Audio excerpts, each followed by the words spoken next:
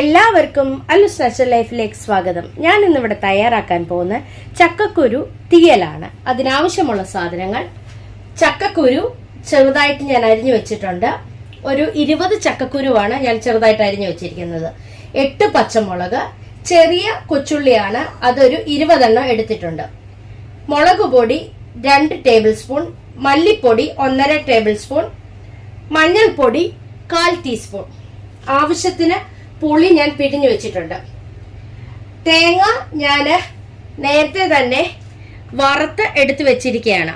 ഇതിനകത്ത് തേങ്ങ, മുളക് പൊടി, മല്ലിപ്പൊടി, മഞ്ഞൾപ്പൊടി എല്ലാം കൂടി ഇട്ട് നല്ല രീതിയിൽ കരിയാതെ വറുത്തെടുത്ത് വെച്ചിരിക്കുകയാണ്. ഇത് നമ്മൾ എത്ര നാൾ വേണേലും ഒരു ഡബ്ബയിലാക്കി ഫ്രിഡ്ജിൽ വെച്ചാൽ മതി, അഴുക്കായി പോകത്തില്ല. ആവശ്യത്തിന് ഉപ്പ്, എണ്ണ, കടുക് വറുക്കാൻ, കൊച്ചുള്ളി, വറ്റൽ മുളക്, കറിവേപ്പില. അടുപ്പിൽ ഞാനൊരു ചട്ടി വെച്ച് കൊടുത്തിട്ടുണ്ട്. അതിലേക്ക് എണ്ണ ഒഴിച്ചു കൊടുത്തു. എണ്ണയൊന്ന് ചൂടായി കഴിയുമ്പോൾ അതിലേക്ക് നമുക്ക് കൊച്ചുള്ളി ഇട്ട് കൊടുക്കാം.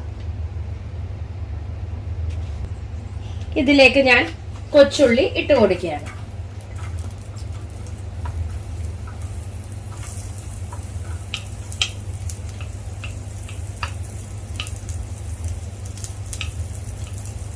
കൊച്ചുള്ളി നല്ലതായിട്ട് നമുക്ക് വഴറ്റി കൊടുക്കാം.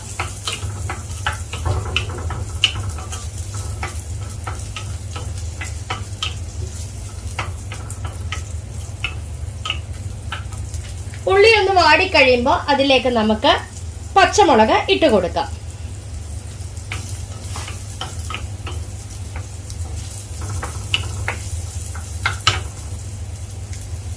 ഇതിലേക്ക് നമുക്ക് പച്ചമുളക് ഇട്ട് കൊടുക്കുകയാണ് ഞാൻ.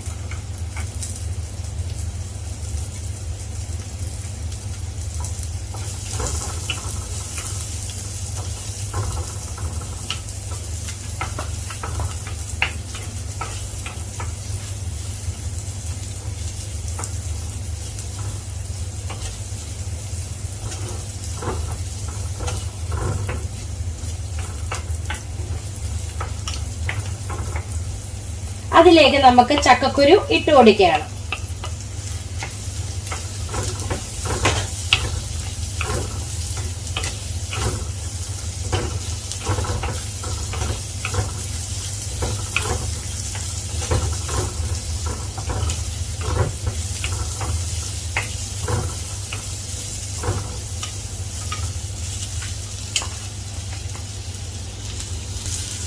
പെട്ടെന്ന് ഉള്ളി വാടി കിട്ടാൻ വേണ്ടി ഇതിലേക്ക് നമുക്ക് ആവശ്യത്തിനുള്ള ഉപ്പ് ഇട്ട് കൊടുക്കുകയാണ്.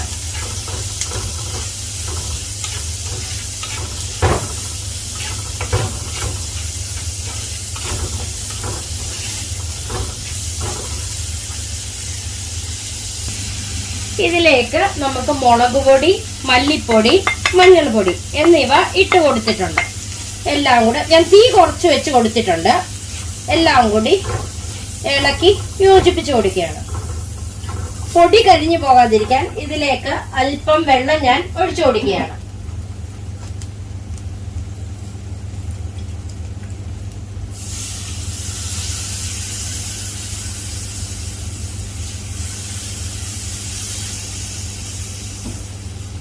അല്പം ഞാൻ വെള്ളം ഒഴിച്ചു കൊടുത്തിട്ടുണ്ട്. എല്ലാം കൂടി ഇളക്കി യോജിപ്പിച്ചു കൊടുക്കുകയാണ്.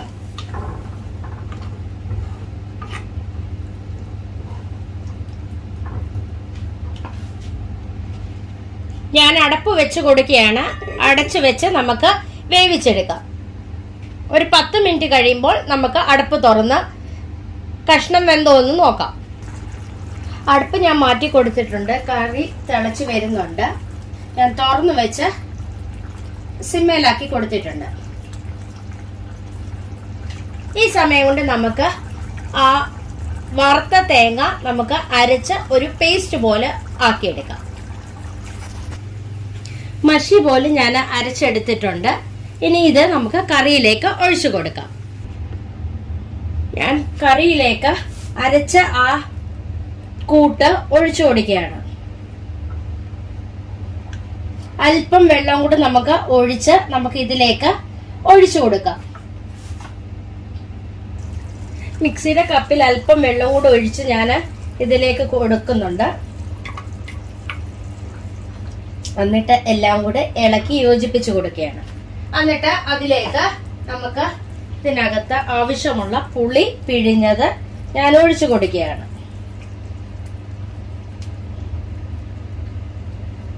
എല്ലാം കൂടി നമുക്ക് ഇളക്കി യോജിപ്പിച്ച് കൊടുക്കുകയാണ്. നമുക്ക് സിമ്മേലാക്കി ഒരു 10 മിനിറ്റും കൂടെ അടച്ചു വെച്ച് വേവിക്കാം. ഇതിന് ആവശ്യത്തിന് ഉപ്പ് ഞാൻ ഇട്ട് കൊടുക്കുകയാണ്. എന്നിട്ട് എല്ലാം കൂടി ഇളക്കി യോജിപ്പിച്ച് കൊടുക്കുകയാണ്.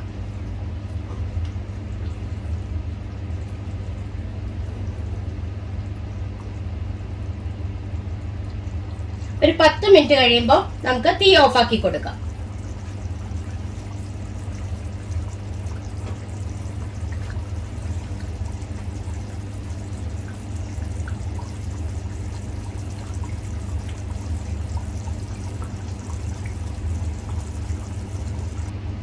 കൊഞ്ച് തീയൽ ഉണ്ടാക്കുമ്പോൾ നമുക്ക് കൊഞ്ച് പെട്ടെന്ന് വെന്ത് കിട്ടും. പക്ഷെ ചക്കക്കുരു അങ്ങനെയല്ല.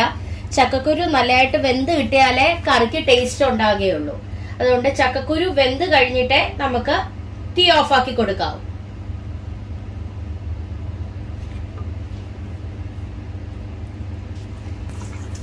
കറി തിളച്ച് വന്നിട്ടുണ്ട്. ഞാൻ തീ ഓഫാക്കി കൊടുക്കുകയാണ്. തീ ഓഫാക്കി കൊടുത്തു. അത് കഴിഞ്ഞിട്ട് നമുക്ക് കടുക് വറുത്ത് കൊടുക്കാം.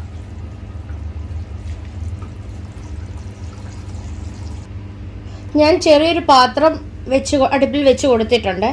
അതിലേക്ക് അല്പം എണ്ണ ഞാൻ ഒഴിച്ചു കൊടുത്തിട്ടുണ്ട്. എണ്ണ ചൂടായി കഴിയുമ്പോൾ നമുക്ക് അതിലേക്ക് കടുക് ഇട്ട് കൊടുക്കാം.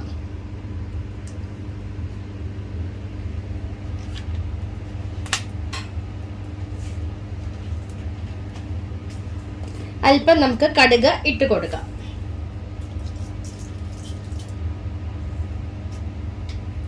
എണ്ണ ചൂടായി കഴിയുമ്പോൾ കടുക് പൊട്ടി വരും. കടുക് പൊട്ടി വന്നിട്ടുണ്ട്. അതിലേക്ക് നമുക്ക് കൊച്ചുള്ളി, വറ്റൽമുളക്, കറിവേപ്പില, തീ ഞാൻ കുറച്ച് വെച്ച് കൊടുത്തിട്ടുണ്ട്. അതിലേക്ക് എല്ലാം കൂടെ ഇട്ട് കൊടുക്കുകയാണ്.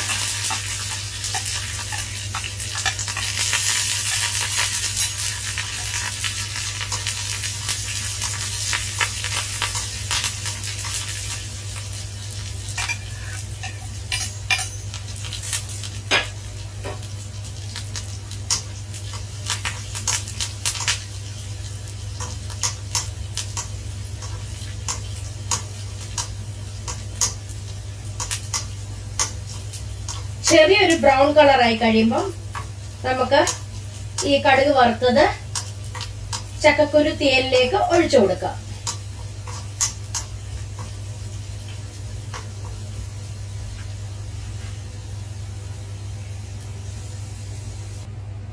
കടുക് വറുത്തത് കറിയിലേക്ക് ഞാൻ ഒഴിച്ചു കൊടുത്തിട്ടുണ്ട്.